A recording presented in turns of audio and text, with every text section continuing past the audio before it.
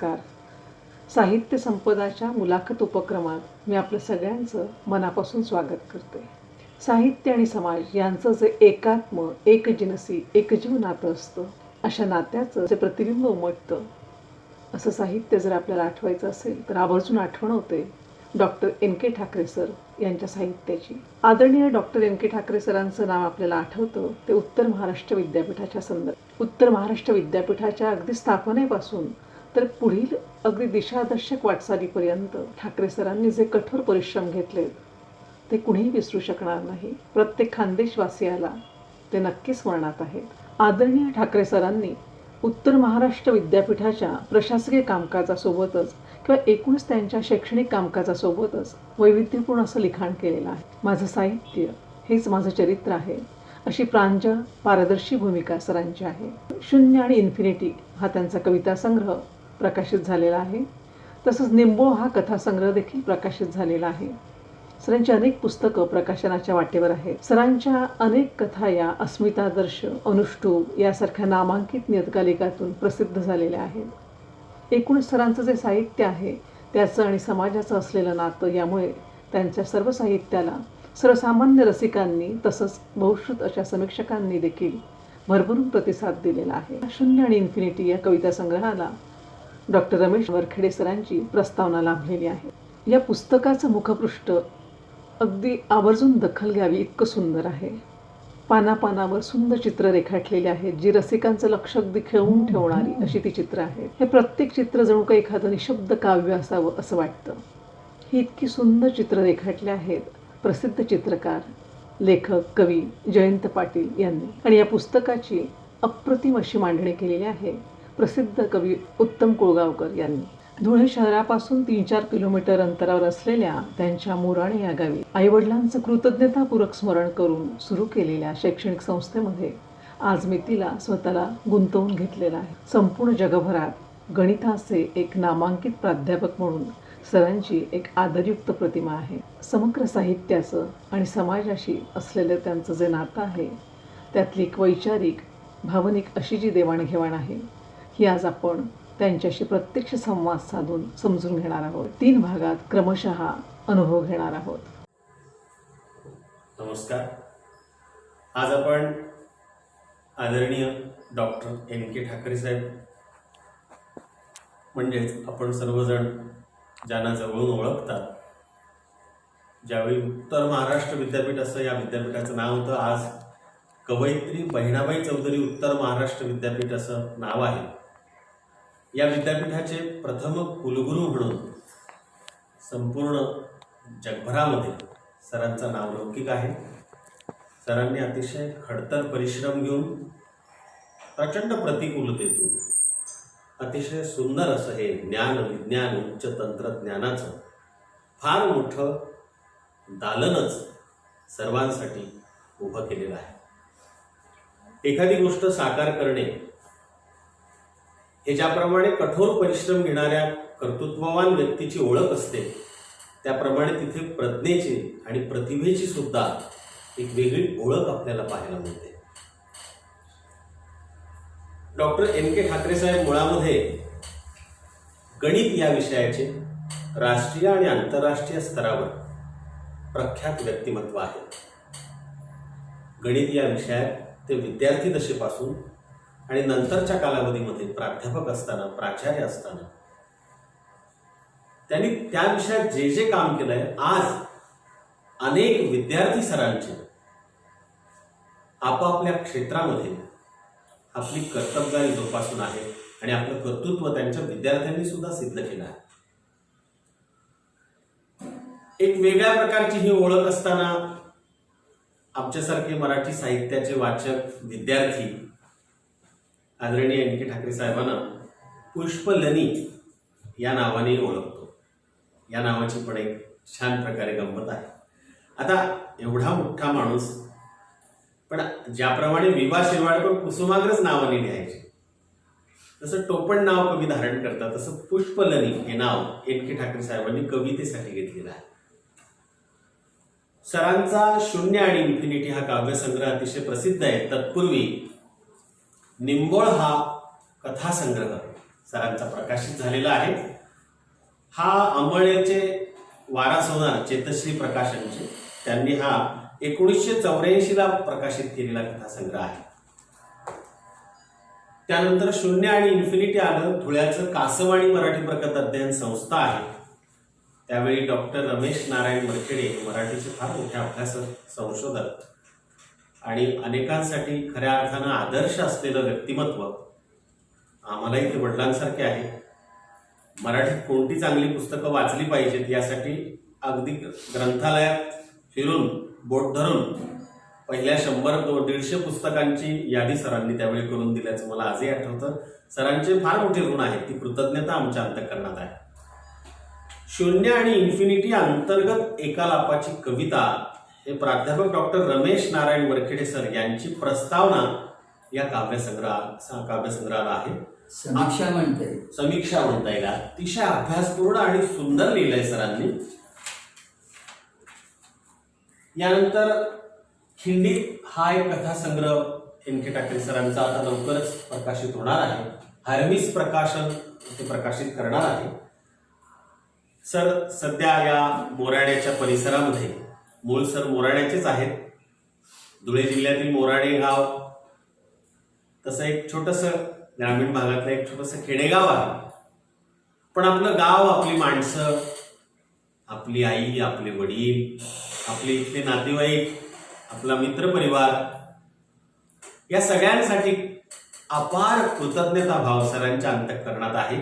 तो त्यांच्या साहित्यातूनही प्रतिबिंबित होतो आणि एकूण वर्तनातून. या गावानं, या मातीनं, आईनं, वडिलांनी मला जे जे दिलेलं आहे त्यात थोडी तरी पांग मला फेडता यावी ही अतिशय सुहृद भावना सरांच्या अंतःकरणात नेहमी असते. सरांनी इथे शाळा सुरू केली. वडिलांच्या नावाचं प्रतिष्ठान आहे आणि आईच्या नावाने शाळा आहे. इथल्या विद्यार्थ्यांमध्ये वावरता सरांना काही राईम्स सुचल्या होत्या. याआधी त्यांनी काही बालकविता केल्या आहेत. आता या राईम्स इंग्रजी कविता सरांच्या प्रकाशित झालेल्या आहेत. फार सुंदर पुस्तक आहे हे. आणि जळगावच्याच प्रकाशकाने अथर्व पब्लिकेशनने प्रकाशित केलेलं आहे. त्यांची 2019ला हे पुस्तक आलं. त्या अथर्व पब्लिकेशनची पुस्तकं फार सुंदर असतात आणि फार छान प्रकारे त्यांचं हे काम आहे. सर्वप्रथम या मुलाखतीच्या दृष्टीनं डॉक्टर एन के ठाकरे साहेबांनी आम्हाला वेळ दिलेला आहे. आधीच मी विनम्रतेनं कृतज्ञता व्यक्त करतो. सर, आम्हाला मुळात आपल्या साहित्याची आवड आहे. शून्य आणि इन्फिनिटी मधल्या कवितांची आवड आहे आणि या सगळ्या साहित्याने आपलं भरणपोषण होत असतं. आपणच वरखेडे सरांनी विद्यापीठात एक पुस्तक संपादित केलं होतं सगळ्यांसाठी. त्यात आपण कुलगुरू या नात्यानं जे सुरुवातीला लिहिलं होतं त्यातलं वाक्य मला आजही आठवतं की मागत राहणं हा मानवी स्वभाव आहे आणि देत राहणं ही वाङ्मयाची महत्ता आहे. या वाङ्मयाची महत्ता जपणारे कुलगुरू आपण आहात. आमच्यासाठी आदर्श लेखक आहात. माझी एक विनंती आहे सर की आपण ज्यावेळी विद्यापीठ उभं केलं त्यावेळी अजिंठा, वेरूळ आणि हे सगळी कलाकुसर म्हणजे ज्ञानाचं झालं तर ते झालंच, पण एक सौंदर्याची वेगळी अनुभूती झाली. हे सगळं आलं कुठून याविषयी आम्हाला आपल्या कवितेतून आणि त्या संदर्भातल्या सगळ्या विवेचनातून समजून घ्यायला आवडेल. फार छान बोललात. त्याबद्दल मला वाटतं आभार म्हणून मी काही ऋणातनं मुक्त होत नाही. मी तसा गणिताचाच विद्यार्थी आहे. पण प्रत्येक माणूस हा थोडा सगळं असतो. गणिती हा लेखक पारंपरिक अर्थानं असू शकतो, कविता करू शकतो, कथा लिहू शकतो, लेख लिहू शकतो. उलटं मात्र काही खरं नाही.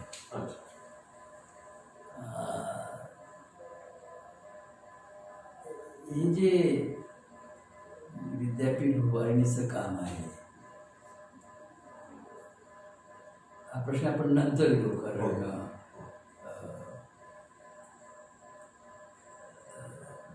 चुकून माझ्या हातात चांगलं काम, प्रचंड काम झालं की ज्याचं मला स्वतःलाही अभिमान आहे. पण त्या अगोदर पण माझ्या ज्या कविता आहेत त्यांच्याकडे बोलूया. सुरुवातीला अगोदर स्पष्ट करू इच्छितो की माझ्या सगळं जे काही लिखाण असेल, कथा असतील तर त्या चरित्र कथा आहेत. मला जगताना जे काही अनुभव आले त्यावर आधारलेले असतात. कविता आहेत त्याही माझ्या चरित्र कविता आहेत. कारण कुठलंही आयुष्य जे असतं जगताना अडी अडचणी येतात, झगडावं सगळ्यांनाच लागतं आणि जगडावं लागतं म्हणून तर आयुष्य जगण्यासारखं सुंदरही होतं. तर त्या दृष्टीकोने तुम्ही बरेच लोक म्हणतात की सरांनी खूप काम केलं. माझा लहानपणचा इतिहास उलटा आहे. मला काम करायला नाही आवडायचं. शेतकऱ्याचा मुलगा तर शेतात नांगरणं काय सगळे आम्ही कामं केलेली, बैल चारणं काय, पण मला नाही आवडायचं. आणि म्हणून मग मी वडिलांच्या धाकाला घाबरून अभ्यास वगैरे करत होतो. पण तरी अभ्यासात आम्हाला काही फारशी उसंत वडील द्यायची नाही. कारण शेतकऱ्याचं पोरानं शेतीकडं जनावरांकडे पाहिलं पाहिजे, त्यांना तीव्रतेने वाटायचं. खेळायला मला लहानपणी फार आवडायचं. पण कुठेतरी असं अशी वेळ येते की तुम्हाला कुठेतरी गोडी लागते. जेव्हा महाविद्यालयांमध्ये मी मुंबईत शिकवत होतो तेव्हा आम्ही इंग्रजी वाचन प्रचंड केलं. त्यामुळे मूलभूत वाचवायची मला समज यायला लागली. पण नंतर मग मी गणिताच्या संशोधनात पडलो. त्यात इतका मी बुडालो की घरचे लोक बऱ्याच वेळेला म्हणायचे की तुम्हाला घरदार आहे की नाही. सारखं डिपार्टमेंट म्हणजे विद्यापीठातला जो विभाग असतो गणिताचा असतो तिथे जाऊन काम करता. ते पत्नी तर म्हणायचे पुष्कळनीमध्ये पुष्कळ आहे त्यांचं नाव. नी म्हणजे निंबातलं नी आहे, माझं नाव आहे. पण नी हा ऐरणीचा प्रत्यय पण आहे. पुष्पा नाव आहे का आईचं? पुष्पर नाव आहे. पुष्प. नी हा ऐरणीचा पण प्रत्यय. तुला गुणी मला गुणी. ते आले का? तर ते पुष्कळणीसाठी ह्या कविता आपण अर्पण करावं असं कदाचित ते नाव सिलेक्ट करताना दृष्टिकोन असेल. आणि मी तसं खूप फिरलो आहे. मुंबईत सुरुवात केली. मुंबईत 2-3 कॉलेजेस झाली. तिथून गोव्यात गेलो. नंतर शिवाजी विद्यापीठात कोल्हापूरला आलो. खूप फिरलो आहे. म्हणजे आपलं तापी पांढरीच्या काळा गुळगुळी झालेला मोठा असतो की नाही, पाण्याच्या प्रभावावर फिरतो तसं आयुष्याच्या प्रभावावर गळगळत असा फिरत राहिलो. जेव्हा गणितात गोडी निर्माण झाली आणि ती प्रकर्षानं जाणवली आमच्या घरच्या मंडळींना, ती शिवाजी विद्यापीठात आम्ही असताना. कारण 7-7.5 वाजले की मी मॅथमॅटिक्स डिपार्टमेंटला जाऊन कामाला सुरुवात. आणि मग आम्हाला एक प्रश्न पडायचा की आपल्याला काम करायला तर लहानपणी आवडायचं नाही आणि आता कामाशिवाय करमत नाही. हा प्रकार काय? पण ते पण म्हणायचं काय तिथे ठेवलेलं आहे जवळ, तुम्हाला काही जास्तीचं वेगळं काम केल्याबद्दल इन्क्रिमेंट वगैरे मिळणार आहे का? पारंपरिक आणि आपला व्यवहारिक प्रश्न त्या करायचे. आणि हा प्रश्न कुठेतरी मनाशी राहायचा. मग मला वाटायचं की आपण जाऊन का काम करू. शिवाजी विद्यापीठातून मी आमच्या म्हणजे मग तेव्हाच्या मराठवाडा विद्यापीठात औरंगाबादच्या विद्यापीठात. तर तेव्हा मला त्या प्रश्नाचं उत्तर मिळालं. अच्छा. म्हणजे पत्नीला जे उत्तर द्यायचं तेच कवितेच्या रूपात मी समाजापुढे मांडले. जाणकार आपल्यासारखे जे असतात त्यांच्यापुढे मी तो मांडले. आता आमचं जे गणिताचा विभाग होता तर ते एका कोपऱ्यात होतं विद्यापीठाच्या. गोगानाथाचं एक मंदिर आहे उंच डोंगरावर की त्याची नक्कीच 100-1 फूट उंची असेल. आणि त्या डोंगरावर स्त्रियांना मज्जा होता प्रवेशाला. आणि त्याच्या एका दिशेला ते आणि त्याच्या आणखी थोडंसं 60 डिग्रीचं गणिताच्या भाषेत बोलूया आपण. औरंगजेबानं तिची कन्या झिगुनेसाला ज्या महालात कैद केलेलं होतं तो सोनेरी. आता औरंगाबादला मी 7:30 वाजता निघत होतो. लोक चेष्टा करायचे. काही वेळेला आमचे शेजारी म्हणायचे की अरे ठाकरे निघाले, 7:30 वाजले असतील, घड्याळ व्यवस्था कोणी लावला. आणि तो जो प्रश्न होता तो तर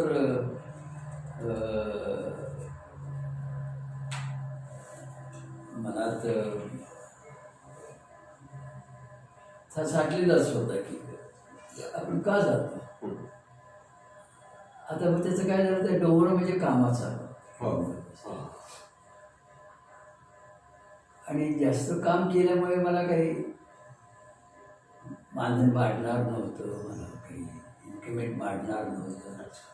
फायदे अर्थात होतात, नंतर होतात, लगेच नाही दिसत, लगेच होत नाही. म्हणजे त्या नोकरीच्या संदर्भात काहीच होत नाही. तर पाहता मी डिपार्टमेंटला जात होतो. गोगानाथाचं मंदिर एका बाजूला, संभाजीवर फिदा झालेली झिगुनेसा तिला जिथं कैद केलेलं होतं सोनेरी महाल एका बाजूला. आणि सोनेरी वर्क वगैरे फार छान होतं. आता लोकांनी तरी आपलं लोक सगळं ओळखून टाकलं.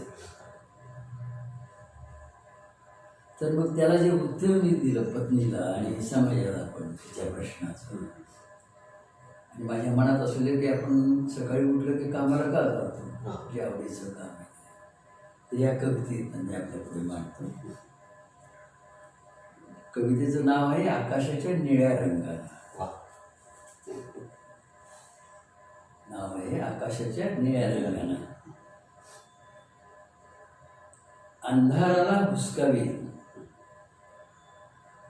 जेव्हा सूर्यकिरण वर येतात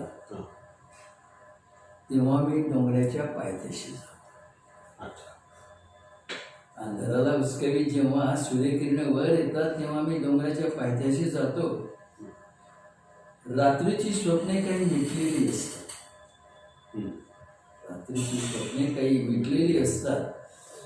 काही मनाच्या कोनाड्यात रेंगाळत असतात.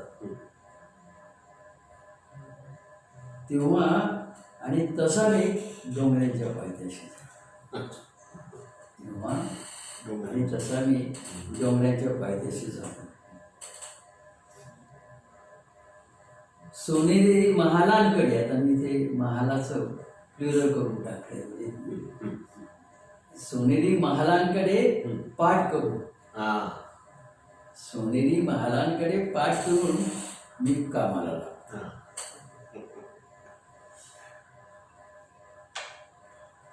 हाताच्या पाठीवर, हाताची पाठी हे श्रमाचं प्रतीक आहे. हाताच्या पाठीवर मानव्याचं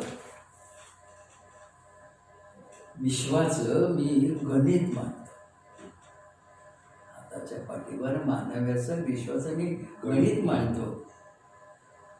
इन्फिनिटीच्या शिडीनं दिवसा ढवळ्या आकाशात दडलेल्या चंद्राला मी हात घालतो. वा. अद्भुत. इन्फिनिटीच्या शिडीनं दिवसा ढवळ्या आकाशात दडलेल्या चंद्राला मी हात घालतो. तो गोगारा डोंगर जो आहे हो. त्यालाच लागून मग पुढे फार उंची कमी येते. अच्छा. औरंगाबाद केव्ज म्हणून प्रसिद्ध अशा 16 एक लेणी येते. हो, हो. आहे म्हणजे ते मराठवाडा विद्यापीठाच्या जवळजवळ ताब्यातच आहेत त्या लेणी. बरं. तो डोंगर गोगानाथाचा हो, म्हणाला. हो. लेण्यांमधले ते कोरलेले शिल्प सत्य. अच्छा. माझ्यासाठी ते शिल्प सत्य आहे. ती रंगवलेली चित्रस्वप्ने सोनेरी महाराज. अच्छा अच्छा. ती रंगवलेली चित्रस्वप्ने आणि त्यांच्या निर्मात्यांच्या स्मृती माझ्या सांगातील असतात. आणि त्यांच्या निर्मात्यांच्या स्मृती माझ्या सांगातील असतात. हां. कसलाच कंटाळा वा. मग येत नाही मला. कसलाच कंटाळा मग येत नाही मला. आकाशाच्या निळ्या रंगानं हम्म. हम्म. मी मानव्याची कुंडली धुंडाळत राहतो. आह.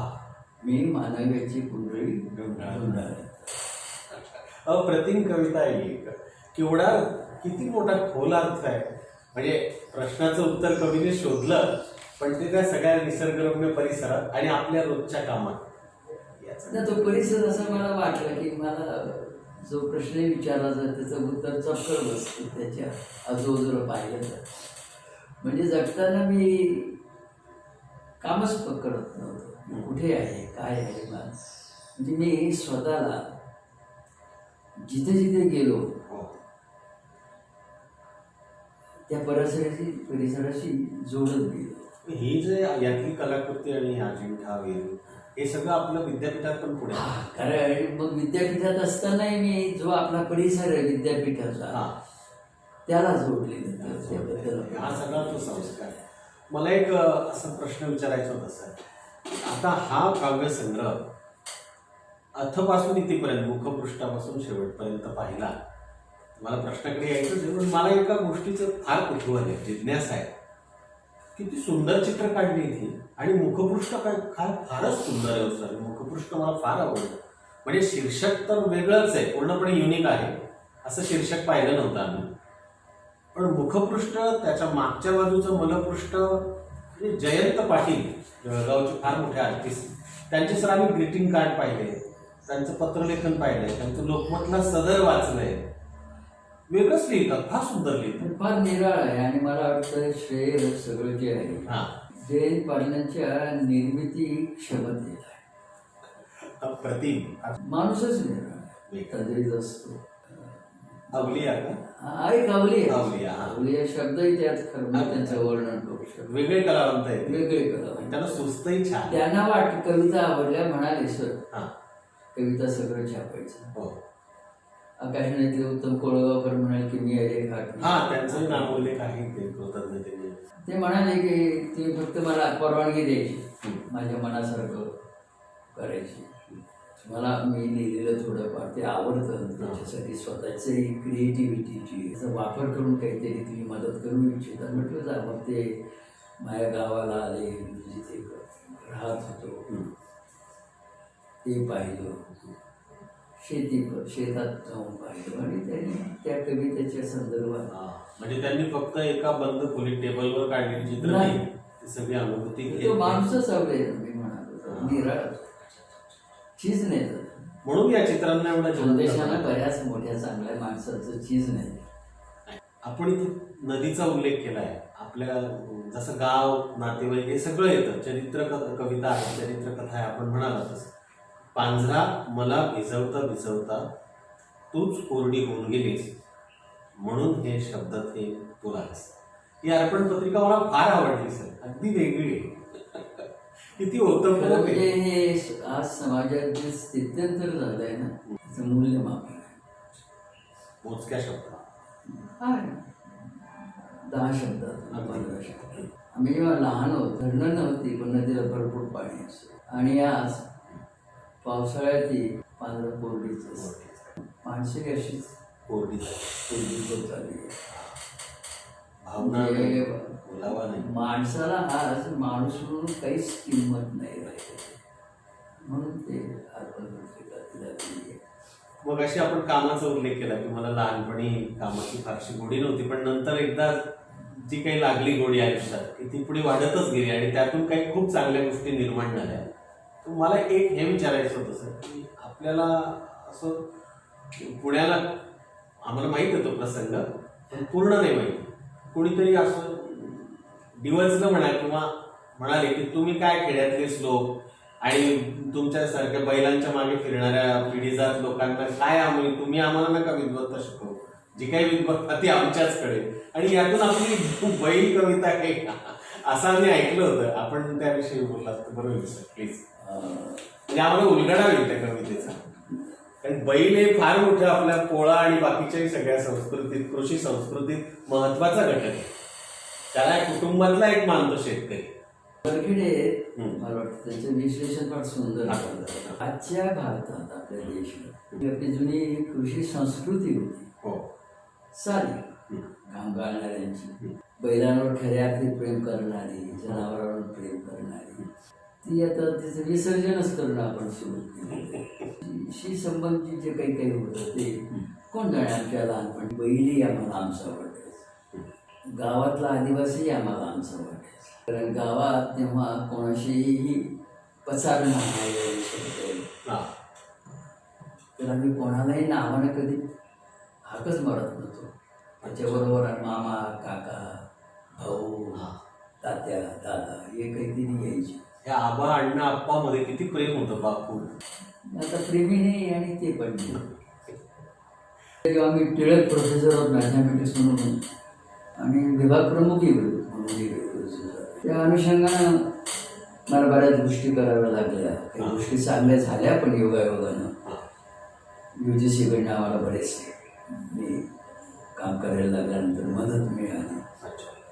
काही आम्हाला पोस्ट मिळाल्या त्या आम्ही भरल्या. त्याच्या अगोदर तिथे एक प्राध्यापक होते, मी नाव वगैरे काही सांगणार नाही कारण ते कोण होते कसे होते त्यापेक्षा जे काही घडलं ते घडलं प्रकाश सर ते अमेरिकेत प्रोफेसर होते. अच्छा, अतिशय विद्वान विद्वान होते. आणि आता तर आपण असं करतो की आपला माणूस हुशार असला की त्याला हुशार म्हणायचंच नाही. आणि अमेरिकेतला इंग्लंडमधला माणूस ढबू असला पण एखाद्या तो आपोआपच हुशार. तसं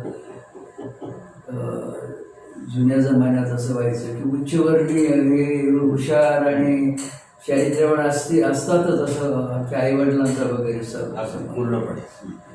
मला वडील बऱ्याच वेळा विचारायची तर कोणाबरोबर GRC हायस्कूलमध्ये चालत जातो तर गेला कधी सुट्टीच्या दिवशी कोणाकडे जातो. मैत्री कोणाबरोबर आपल्या मुलाची मान्याप्रमाणाबरोबरच राहतो. म्हणजे हे आम्हाला शिकवलं. तर मग आम्हाला पोस्ट मिळाल्या तर मी अपॉइंटमेंट्स वगैरे केल्या म्हणजे कायद्यानुसार विद्यापीठाच्या कायद्यानुसार. काय म्हणाले ते नालायक लोक काहीच कामं करत नाही संशोधनाच्या संदर्भात, शिक्षक म्हणून ते चांगलं आणि त्याला तो प्रमोशन दिलं. मी म्हणालो की कायद्यानुसार जे झालं ते झालं तर माझा एक त्याचा सहभाग असतो असं नाही की म्हणजे तुझा आम्ही गणिताचा काय सांगू. हा तर महत्वाचा प्रश्न आहे. बैलांच्या मागे फिरणाऱ्या लोकांचा तू प्रतिनिधी तुझा आणि गणिताचा काय संबंध. कठीणच आहे विषय. मला काही ते ऐकवे ना. आपण थांबूया का कारण हे बरोबर वाटत नाही. म्हणाले मी तिथे येतो तुझी कणिक तिंबतो म्हणाले शुद्ध मराठी. आणि मग ते राग केलं की आपला देश कसं बैल तिचं नाव. विद्वानांनी मला विचारलं अहो तुमचा आदर्श काय. मी चटकन म्हणालो बैल. मी चटकन म्हणालो बैल. बैल. हा. मिळावं त्याच्यासारखं बळ हम्म. कष्ट उपसण्याचं म्हणून. मिळावं त्याच्यासारखं बळ कष्ट उपसण्याचं म्हणून ते हसले कुचेष्टेनं. आणि ते हसले कुचेष्टेनं. मी त्यांना म्हणतो, बाबांनो हसायला काय झालं? बाबांनो हसायला काय झालं? भोळ्या सांबासारखं मी गदगदीत होऊन विचारलं. भोळ्या सांबासारखं मी गदगदीत होऊन विचारलं. विचारायच्या ते जास्तच हसत राहिले. ते जास्तच उच्चतेने हसत राहिले. म्हणाले मला कुचेष्टे. हवेत कसे माणसांचे आदर्श, देवांचे, थोरांचे, महात्म्यांचे, राम, गौतम, वर्धमान, ख्रिस्त, पैगंबरांचे, फार तर शिवराया, महाराणा, गुरुनायक यांचे आदर्श पाहिजे. जास्तीत जास्त सूर, कबीरदास, मीरा, तुकाराम यांचे, Tolstoy, Sharad, Premchand, Shakespeare, Moliere, O'Neill, Camus यांचे. पण तुमचं आपलं भरतच आदर्श म्हणे बैलांचे, आदर्श म्हणे बैलांचे. हे सारं ऐकलं तरी मी राहिलो मुका बैलासारखा. विद्वान म्हणाले, मग तुम्ही बैलासारखं राहता मुक, हे साम्य आहे खरं. पण बैलांना असते बरं का मान हलवायचीही सवय. विशेषतः आमच्यासारख्या विद्वानांसमोर त्यालाही हलवली मी मान. त्यातच होता वृषभाचा खरा खोरा सन्मान. मी म्हणालो मग बैलांसारखी मान हलवल्यानंतर मी म्हणालो बैलांच्या माग फिरतच आम्ही वाटलो. आमच्या पिढ्यानपिढ्या वाटल्या. बैलांनीच आम्हाला दाखवले मार्ग. केलं समजूतदार आणि सहनशील. मग मी त्यांना म्हणतो, अहो विद्वज्जन हो, तुम्हीच नाही का शिकवलं आम्हाला, महाजनो येन गता पंथ. खळाळू नसले सारे विद्वान, अगदी खळाळू नसले मला सारे. हळूच म्हणाले त्यांच्या मनातल्या मनात, अरे याला संस्कृती येत होत. मी आपला थोडा भांबावलो. मग बैलाचंच बळ एक वटत म्हणालो पुढं असतं. बैलांच्या पायातच विद्वत्तेचं बळ. दिवसेंदिवस शेतात नांगर फाकण्याचे सरळ. जीच ब्रीद वाक्य आहेत ना, ह्या क्रियावान सपंडित. तो कष्ट करतो, काम करतो, तो विद्वान. बैल हाच आमचा पंडित. थोडी चक्कर आली. मग मी धागा पुढे पकडत म्हणालो, मेल्यानंतरही असते बैलांची दान, माणसांचे पाय होण्याची जिवंत. कातड्याची आपण चक्र. अहो बैलच आहे माणसाला जगवत आणि उगवत. हो बैलच आहेत माणसाला जगवत आणि उगवत. हे विद्वानांना फारच झालं. सहन न होत माझ्यावर चिडले विद्वान. म्हणाले थुंकत माझ्यावर. विद्वान आहेत त्यामुळे त्यांना थुंकता येईल. बैलच झाले तुम्ही. म्हणाले थुंकत माझ्यावर, बैलच झाले तुम्ही, तुम्हाला काय करणार. मलाही त्यांचंही फारच झालं. अडकलेल्या वळूसारखा मी मग उधळलो मनानं. म्हणालो बैलांना मात्र असं सुटसुट नाही बरं का वागता येत. थुंकले बिंकले किरकिर वाकडे बोलले. त्या संदर्भात बैलांना मात्र असं सुसंस्कृत नाही बरं का वागता येत. अहो बृहस्पतींनो, तुमच्या कर्तृत्वाचं माप आहे बैलांमुळंच.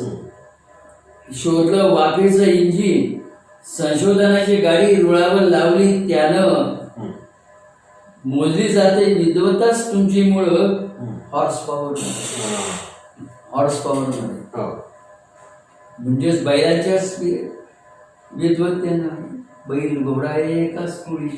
म्हणजे बैलांच्याच विद्वत्तेनं आणि बैलांच्याच जात कुळीनं मी सुसाट बेभाग राहिलो. वाऱ्यासारखा बडबडतच. आईनं रक्त काढलं तरी माणसासाठी जीव उरतो आमचा बैल. शेणाच्या गोवऱ्या देतो जाळण्यासाठी माणसाचं प्रेत, नाहीतर सारवण्यासाठी खूप देतो हिरवगार शेण, एरवी नुसतं देतो शेणच शेण, फुलवण्यासाठी माणसांची शेत. एकदम आठवत म्हणावं मी उधळलोच होतो. अरे हो, पाप्यांना शुद्ध करण्यासाठी तुम्ही वापरता मूत्र गोमातेचं. मग बैलाचा आदर्श काय आहे बाई? बैलाचा आदर्श काय आहे बाई?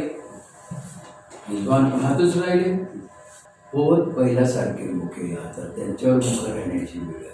बहुतेक ते घाबरले असावे माझ्या आवेश, बहुतेक ते घाबरले असतील कदाचित माझ्या आवेशाला. कारण विद्वान हे घाबरणारेच असतात आणि हे घाबरणारेच असतात. आमचा बैल घाबरत नाही. मी मात्र राहिलो उधळतच बैलासारखा, माझ्या आदर्शासारखा, माझ्या आदर्शासारखा. यातला एक किस्सा सांगण्याजोगा आहे. विठ्ठल हो, मोठे गीतकार आणि अकोल्याला प्राचार्य होते. पुण्याला राहतात. हो, ते सुंदर चित्र काढतात. तर त्यांनी त्याचं भाषण होतं जय हिंद कॉलेज. जय हिंद कॉलेज. त्यावेळी आपण प्राचार्य होतात का सर तिथे? नाही, मी त्या झाल्यानंतर बरं. ही कविता फार जुनी आहे. बरं. ही आहे 87-88ची. ते आले होते कार्यक्रमाला मुख्य प्रमुख पाहुणे म्हणून. तर आमचे एक सहकारी माझी ओळख करून द्यायला लागले त्यांना. त्याच्या अगोदर त्यांनी माझ्याकडे पाहिलं, म्हणाले बैल. त्या कवितेमुळे त्यांनी म्हटलं बैल. सगळे लोक हळूच मग म्हणाले, मराठीतली यांच्या बैल इतकी सुंदर कविता बैलावरची मी पाहिली. अगदी खरं. त्यांच्या स्वतःच्याही बैलावर आहे. माझ्याकडे संकलित आहे त्यांची. ही त्यांची दात होती. 25-30 कविता आहे बैलावरच्या. त्यात त्यांची कविता फार सुंदर आहे. त्यांची आणि त्यांच्या कॉलेजला सर त्यांनी काचीपासून तयार केलेला मोर हॉलमध्ये लावला आहे. फार सुंदर. सर मला एक असं म्हणायचं होतं की जसं बैल हे आपलं कार्य संस्कृतीचं एक प्रतीक आहे, म्हणून विद्यापीठ चांगलं झालं. कारण आम्ही बैलासारखे राबला. हा ते तर आहे. म्हणजे एक वर्क कल्चरचा फार मोठा भाग आहे, आपल्या संस्कृतीचा भाग आहे बैल. त्याला आपण पांढरेला जी अर्पण पत्रिका दिली, हा, माणसं कुठेही राहत असली तर त्यांना नदी किनारी संस्कृती निर्माण, जगाचा इतिहास, जगाचा इतिहास. तर आपण बैलामागे वडिलांना शेतात काम करताना घाम गाळताना पाहिलं असेल. वडिलांच्या संदर्भातले काही आम्हाला ऐकवा, कारण आपण वडिलांवरही लिहिलं आहे सर. खूप छान लिहिलं आहे. माझा बाप नावाची कविता मी करीत असलेलं गणिताचं संशोधन. वडील शेतकरी, जो माझा बाप म्हणजे शेतकऱ्याचा प्रतिनिधी. बरोबर. आणि तुम्हाला 1975 साली कदाचित ती गोष्ट आठवत असेल त्या सालची, की आर्यभट्ट आपण अवकाशात सोडतो. त्या काळात मी ती तयार केलेली कविता आहे, सुचली ती. पण माझ्या स्वतःच्या याच्यात अनुभवातच. यात गणिताची संबोधना बरीच येतात या कवितेत. पण लक्षात येईल ऐकणाऱ्याच्या. रात्र आभाळ चंद्राशिवाय फिरतो आर्यभट्ट. आपण भारताने आर्यभट्ट सोडलेला भाषा. हे 2 प्रकारे वाचते तर बघा. रात्र आभाळ चंद्राशिवाय फिरतो आर्यभट्ट. देहशिल्पात जे आहे संशोधनाचं जे चिंतन असते ते चालू असते. देहशिल्पात एप्सिलॉन डेल्टाचा उल्कापात. एप्सिलॉन डेल्टा हे यांचे सिम्बॉल्स वगैरे. उल्कापात भास्कराचार्य अस्वस्थ. पुन्हा परिसराशी जोडतच गेलो. भास्कराचार्य रिक्त मनात लीलावती वस्त्रविरी प्रसविते प्रमेय. निर्मिती करायची असेल तिथे वस्त्र चालत नाही. प्रसविते प्रमेय इन्फिनिटी ओणवत नेते चंद्रावर. किंवा अंक असेल किंवा हे असे सगळ्या संकल्पना हा. आहेत. 1, 2 ही संकल्पनाच आहे, पण ती उपयोगी पडते.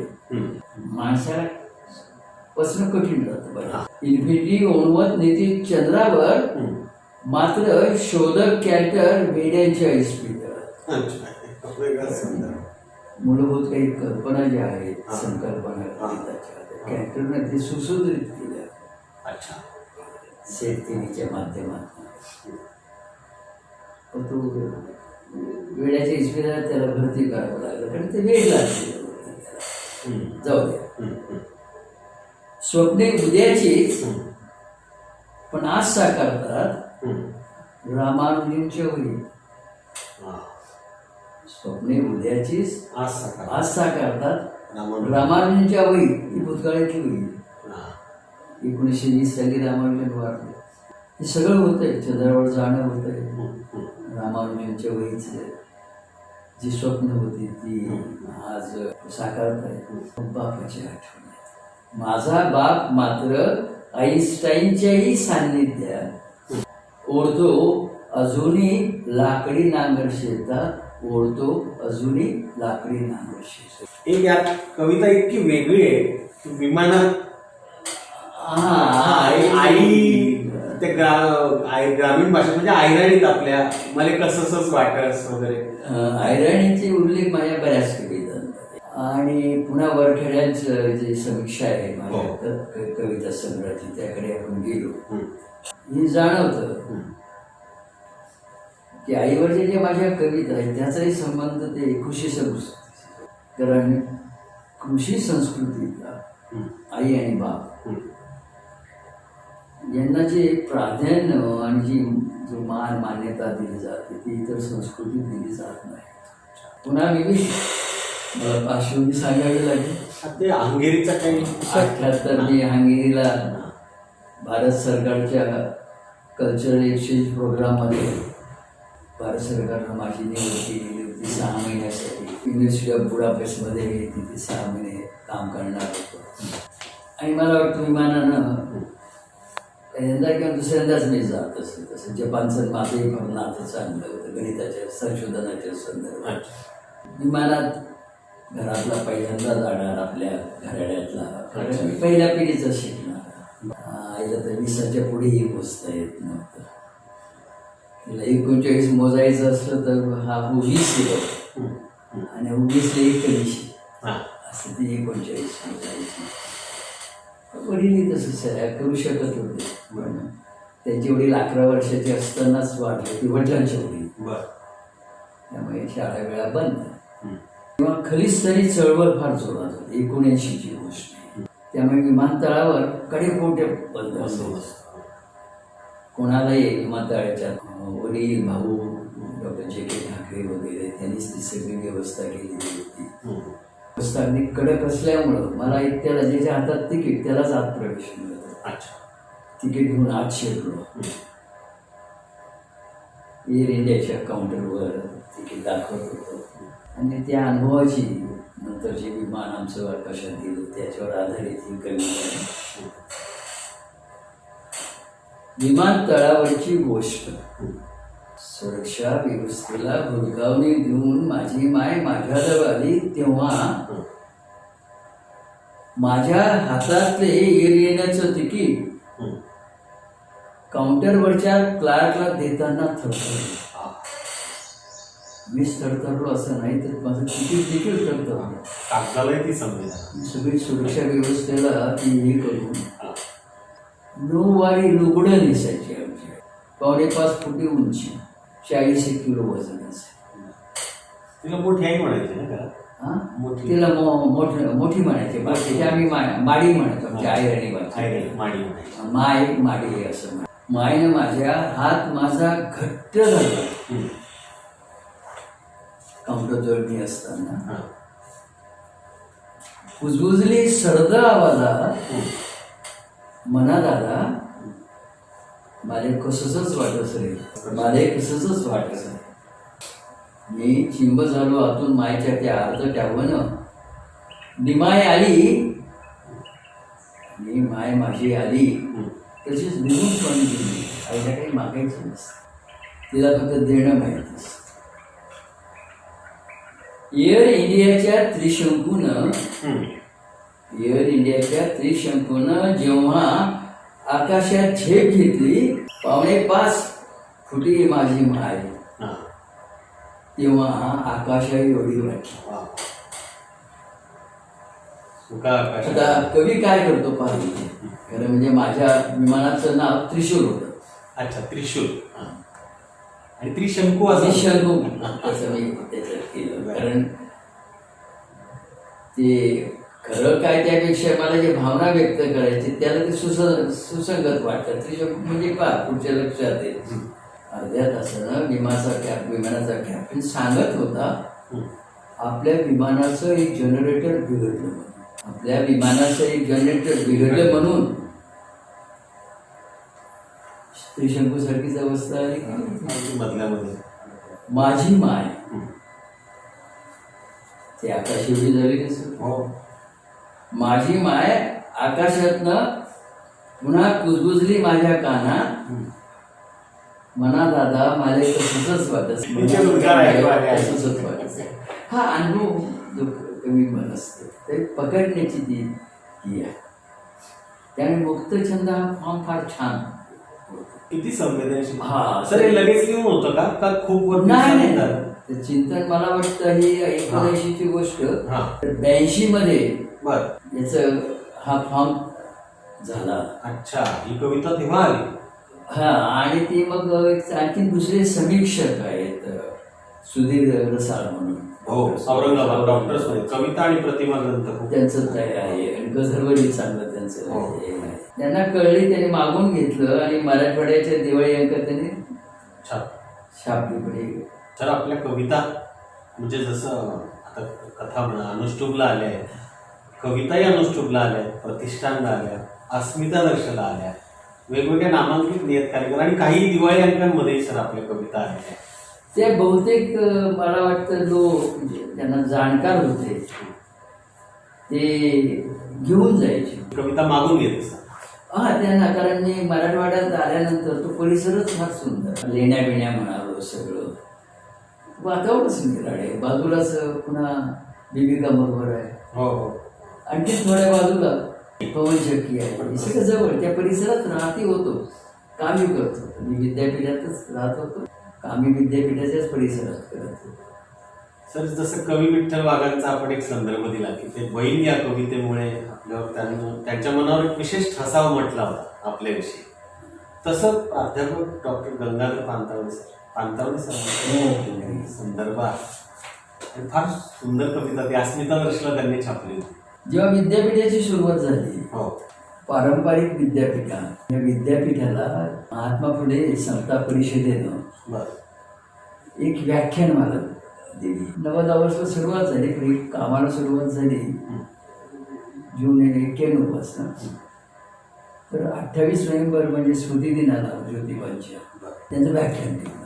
प्रास्ताविक मीच केलं, त्यांची ओळख मीच करून दिली.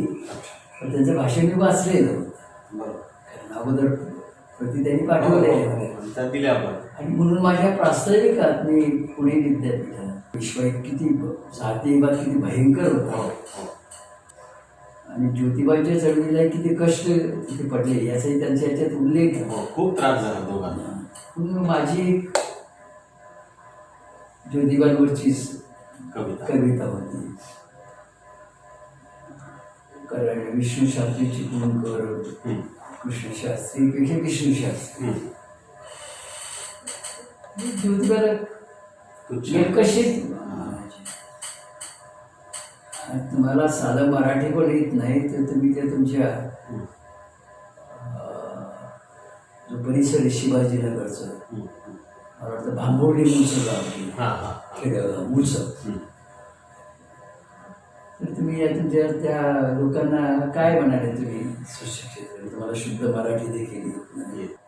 ज्योतिबाला म्हणाले होते की इथे विद्वान पुण्य श्लोक, मराठी देखील नाही लिहिता बोलता येत शुद्ध, आसुडानं करणार काय तुम्ही समाज प्रबुद्ध, मला काल विरगळे मुळा मोठ्या जला हा, मात्र पुण्याचे.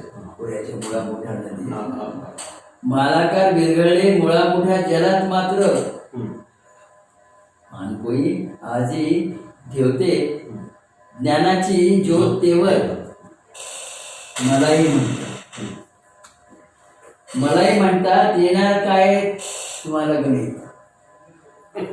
मलाही म्हणतात येणार काय तुम्हाला गणित हा, खरे आहे बिसाच्या पुढे मायला नव्हतेच मोजता होते आमच्या भाबड्या मायबापांचे कच्चे गणित म्हणूनच तर बसल्या कितीतरी पुण्यवस्त्या गणित म्हणूनच तर बसल्या कितीतरी पुण्यवस्त्या गणित आईन्स्टाईनचे खांद्यावर ज्यांचे उभे मायबाप लक्षात असू द्या मात्र होते त्यांचेही चुकले गणित त्यांना तरीही मिळाले पद्मभूषण सन्मान आणि नित्य हम्म.